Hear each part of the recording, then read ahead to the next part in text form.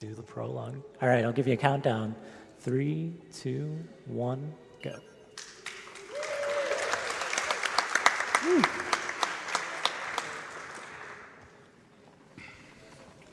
So you all just saw Trevor Belmont. We have moved on to Richter Belmont, and Richter is not going to be facing forward for a lot of this speed run. Backflipping will be the majority of the movement in this game. Sure. Yeah, if you whip and then you hold the whip button, you can actually move Richter forward and backwards without changing the way he's facing. And that's beneficial because he also has a backflip move, which gives him a little bit of height, a little bit of distance. And if you cancel the animation with a whip, you'll see he lands on the ground and you can jump almost instantly again and chain it. And every time you do that, it saves about 0.25 seconds over walking normally.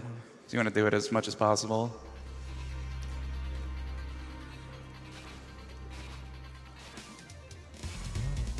I'm going to pick up this first sub-weapon. It's going to be the axe.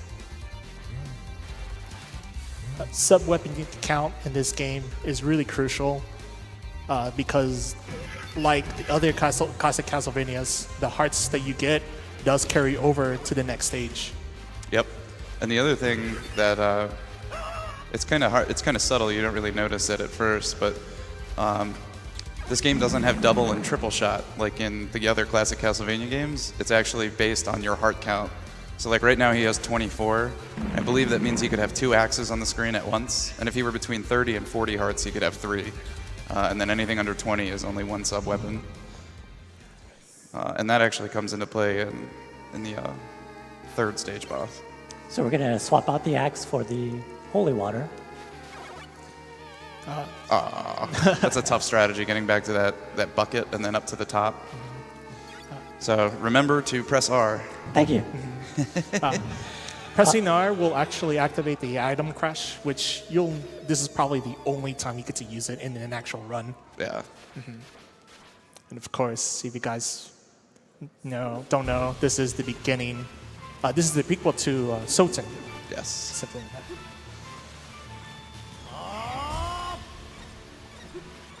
That's a Hydra Storm. That's a really good Hydra Storm. Oh. Ooh. So dropping a cycle on this guy, having to do an extra cycle is like 4 to 5 seconds, something like that. So not a huge deal. Another thing that we didn't mention is this game has branching paths, and a couple of screens before the boss, JD broke a wall instead of going through a door. And taking the alternate levels up until stage 5 is actually faster than beating the regular stages. And every boss will do a desperation attack. It will not kill you, except for stage 6. The boss rush. Yeah. So you want to take as much damage as possible because from the desperation attack, because it counts your life down at the end of each stage for points, and the less life you have, obviously, the less time that takes. So it's only a matter of fractions of a second, but it adds up. And if you're sitting there wasting time while the boss is dying, there's no reason not to. So this is another stage with a branching path. You're going to see JD jump seemingly to his death, but actually there's a boat down here. And I don't know if you caught it, but when he landed, he was still holding the whip button. And similar to how you're walking backwards with the moonwalk, you can actually walk the boat while the guy is talking, the ferryman is talking to you. Normally you'd have to wait for the text to disappear. So this stage does have a boss that would take you to normal stage 3, but if you take the boat, you actually just go straight to the graveyard. You don't have to fight a boss. And it's a pretty simple auto-scroller right here. So, but you do need to avoid taking damage from the mermans. That's why Just Defend is actually crouching, because if you take damage, you actually kind of stay still, as opposed to when you're standing, you do take a knockback, which sometimes does knock you into the water. Or through the boat, if the game decides. Yeah, this whole sequence is sort of a callback to Castlevania 2. Ferryman with the merman coming out of the water. Yep. We have time for a quick donation if you would like. Sure thing. We have a bunch. We have $30 from Foolish Monkey, who says, always fun to see what games GDQ can throw my way that I don't normally watch. Thanks for a fun week. We have $15 from Anonymous, and he says, thanks for the great entertainment as usual. Can't wait for the Mega Man block. All right. So Justifin has the axe here. He'll be he'll use it majority of the time until he gets the most OP weapon in this game. It does a lot of wonders, especially what you see right there, getting all 3 hits on the big skull. Made a small mistake there, but it's all good. You could have saved the maiden down there. So I'm going to jump here to manipulate this guy to jump over me. Yep. Otherwise, he'll karate kick you, and that's no good. There's another alternate path here. If you break one of these spike balls, it breaks the floor beneath. You can go to the stage 3 boss, or a different stage 3 boss. And Justifin could take damage there. It doesn't take damage there because it opens the new path, so it's a good way to get to the next door. Yeah, you just kind of boost off of it, and it throws you into the door.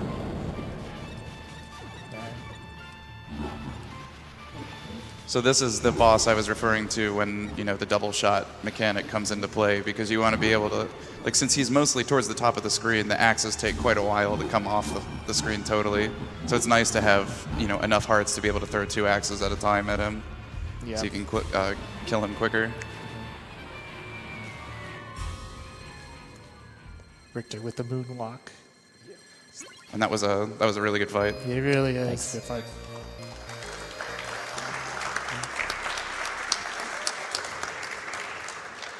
That fight can go really wrong if you are in a bad place with the fire that he spits out. If you're not in a place where you can... That was so dangerous. Oh my god. If you're not in a place where you can constantly throw axes, that fight can go south pretty quickly. Indeed. All right. So stage 4 here, he's going to be dodging the birds, the frogs, and all that stuff. And it's going to be a really foot race into this later on. He will be facing a lot of different frogs coming up and a random amount of skeletons that would be popping up randomly, like that one right there. Their spawns are actually set, but it's random. Sometimes when you scroll their spawn on screen, they just don't spawn. And I've never really figured out why.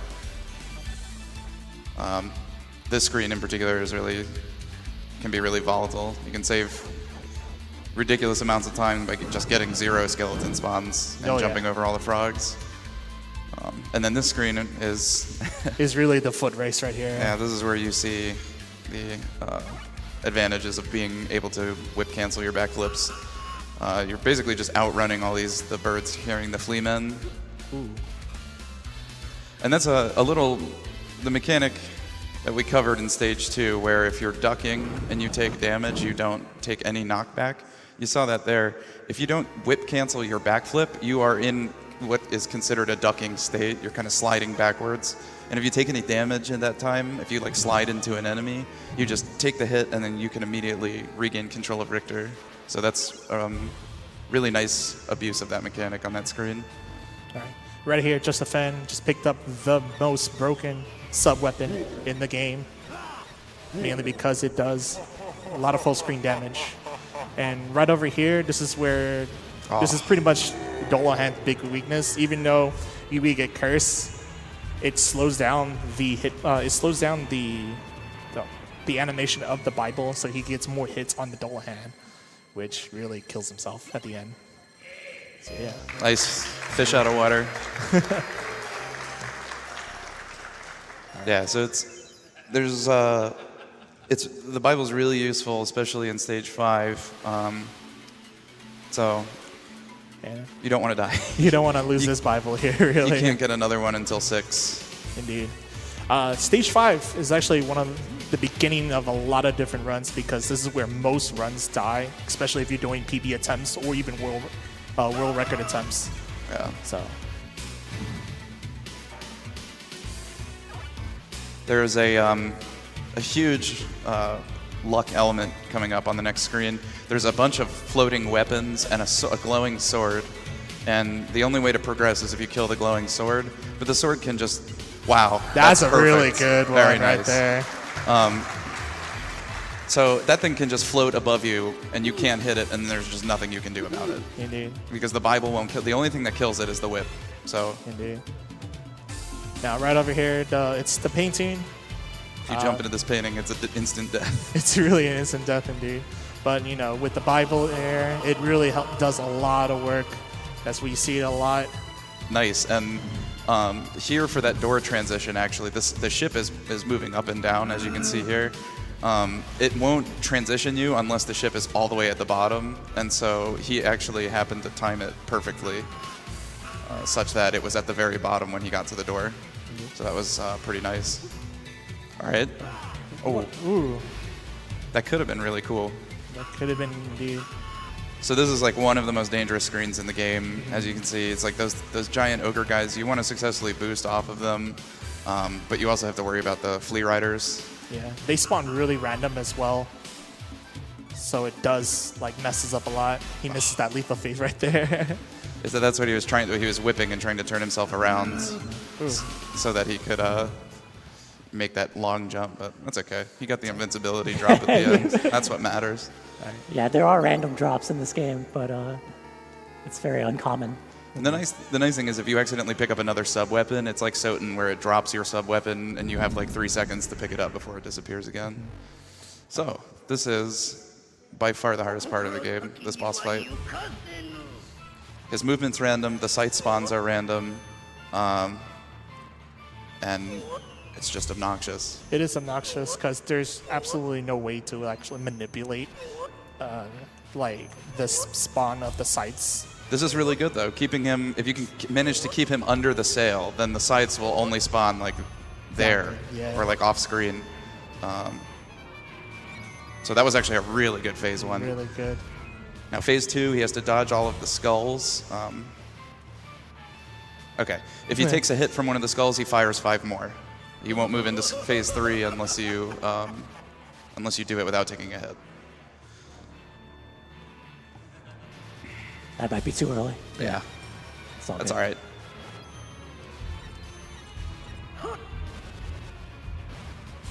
Okay, number. Nice. Pretty good. Very Pretty nice. good. Good backup. And there he goes. He deserves it. He does. He does. Absolutely. It's very gruesome. He made a huge mockery at stage 0. I was caught sleeping. Sorry. He was relishing in the fact that he got through stage 5 without a death, which is amazing. Yeah. By the way, like that's a really good feeling. So we have a cutscene here. If you want to read some donations, it's a great time. Yeah, Sure about thing. 2 minutes. We have $20 from Mr. Swede. Hey, Mr. Swede here. Best of luck, Chalny. Shows Dracula some Canadian hospitality. You know, vampires can be quite a pain in the neck, but on reflection, they're really not that scary. All right. We have $50 from Zarlil.exe, donating on behalf of my amazing boyfriend who got me into watching GDQ. Thanks to all the other donors, runners, and all the volunteers. Keep doing all that you do. If you watch closely, you'll see Dracula have an 8-foot arm as he grabs her face. Yeah. Just a quick thing. If you start a brand new file, a new game file, that's that 8-foot, man. Just to say, if you start a brand new file, you cannot cut this cutscene, so you have to actually watch it. If you do play like later in the game, if you actually go through like the main stories and actually unlock other characters like Maria, like that scene will not exist. Or even if you play over the stage again, they'll definitely cut that scene off. So.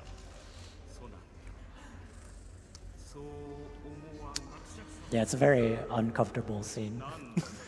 Yes. Shaft shows up and says, "We have an intruder in the castle." Yep.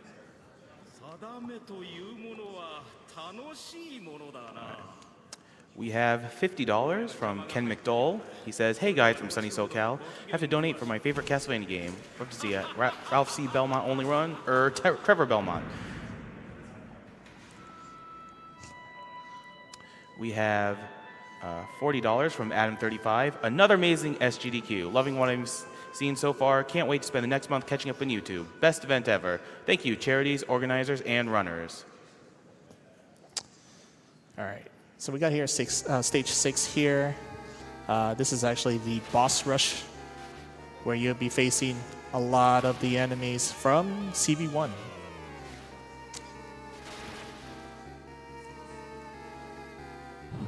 Yeah, CB1 and CB3. There's gonna be 4 fights, and then you have to fight Shaft.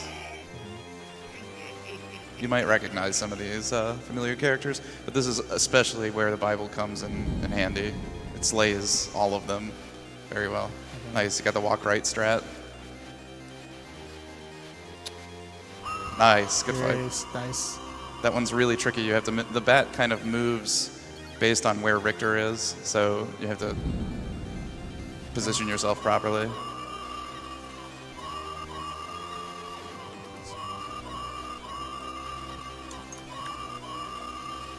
Nice thing. Oh, you get the scream skip.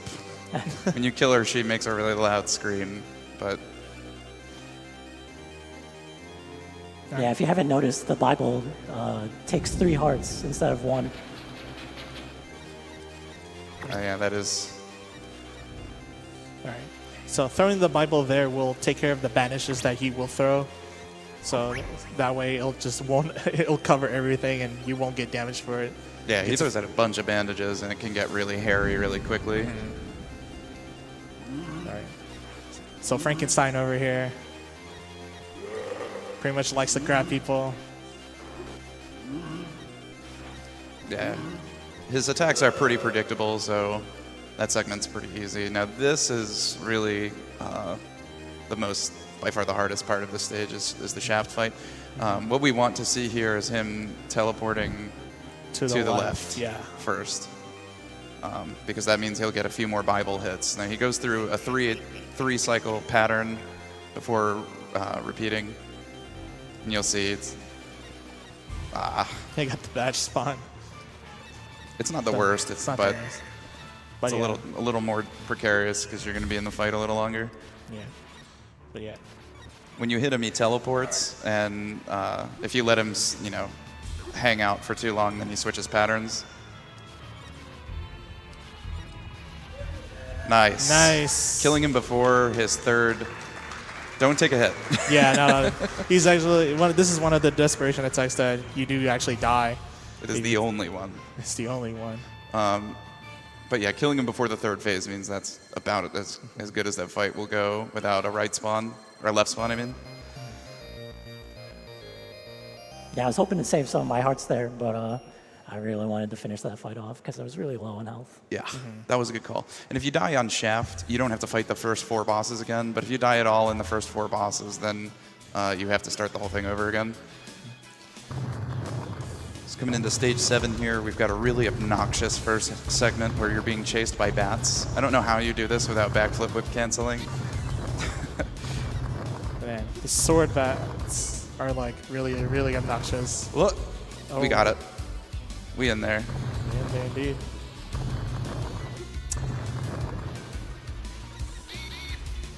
Yeah. If it gets really worse, the Bible really does help, but you definitely do need to get as much as you can, especially during the middle of the stage. Luckily, there's plenty of wall meat, and actually another Bible if you die here, Yes. and hearts too. And which is hearts good. indeed. You're gonna see a little skip coming up here where if you moonwalk into where the gear meets the other cog, you can just kind of walk through it. Oh, you don't even have to moonwalk. Yeah. You have to be careful here though, because water skeletons. There's tons of hidden things in this game, like even just that little wall meat there. That's really nice touches from the developers. And also 4 maidens that you can save, including the one you saw in the cutscene, Annette. So I'm going to do a little shortcut here using the backflip, the extra height I gained. Yeah, walls are just a suggestion. Richter can just kind of poke parts of his appendages through walls, like that. Yep. So he's going to take the damage boost here to get to that part so he could actually get really close towards the part of the game. Okay, good. Your health. I'm not sure your health would have been good for that. All right, nice. That's a really good one right there. The That's hardest trick in the game, probably, besides killing death, of course. That's like you have like 2 pixels, a 2-pixel window to backflip up to that area. Otherwise, you have to do like a 20-second roundabout way to get up to that staircase. And more hidden wall meat. Yeah. Coming up right here, you're going to see the Revenge of Shaft. The fight could actually be really one of the easiest or the hardest. Yeah. So it's hopefully going to try and keep him in a loop, but it can get a little dicey. Yeah, I'm going to open the fight by throwing a Bible, and there's going to be some bats that spawn at the top. Hopefully they don't hit him. Yeah.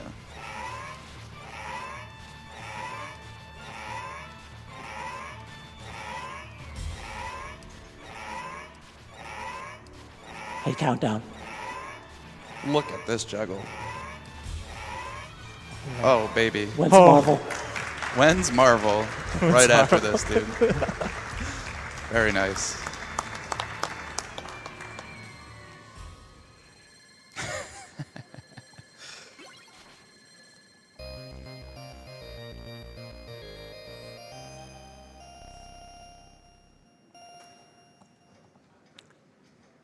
All right, so you may recognize this from the beginning of Castlevania Symphony of the Night. This is what they called bloodlines, but this is what they meant.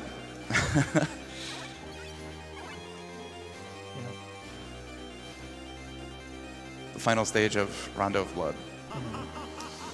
This fight here, you could actually get a 4-cycle right over here, getting 4 hits on track for every Bible, 3 from the book and 1 from the whip itself. Looking good so far. Really good. First 2 cycles are good. 3 cycles. 3 cycles. And that's actually a really good spawn right there for the 4th hit. Nice. Yeah. All right, and that's better than the Taz. Taz does 5 cycles. All right. Having Dracula spawn on the right side gives the book a better arc to get more hits in it. Yeah, it actually like spawns higher if you're facing to the right than if you're facing left, which is silly, but Yes. That lag. yeah. But it does help though. Oh.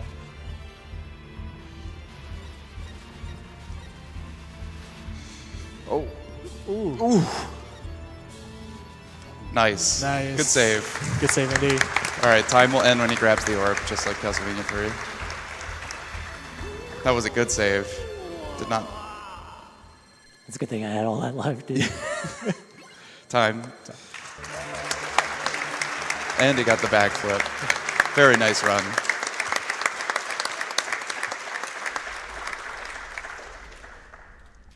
Thank you again for watching Rondo of Blood. This is a very sort of underappreciated game, mostly just because it's it's not really accessible here in the States. But yeah, if you can play it on an emulator or something like that. Or on Wii Virtual Console. Wii Virtual Console indeed. Check it out. It's this game is awesome. It is.